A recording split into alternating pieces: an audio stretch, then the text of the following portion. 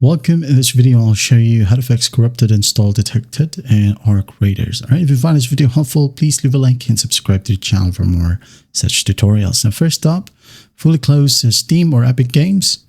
Okay, right click on it, hit on exit.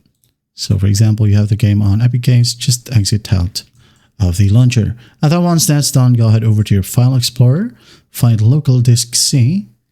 Now go ahead and find Program Files x86, double click on it. Now just find Easy Anti-Cheat EOS, double click, and go ahead and delete the system file easyanticheat_eos.sys, okay? If it's .back, well, do not delete it, only delete .sys. Okay, right click, hit on delete, and then once that's done, go ahead and open up your launcher. It could be, again, Steam or Epic Games.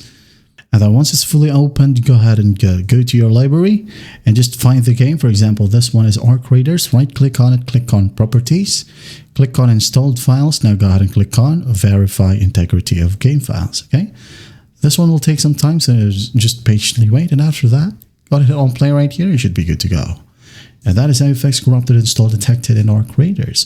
I hope this video helps, and I'll see you in the next one.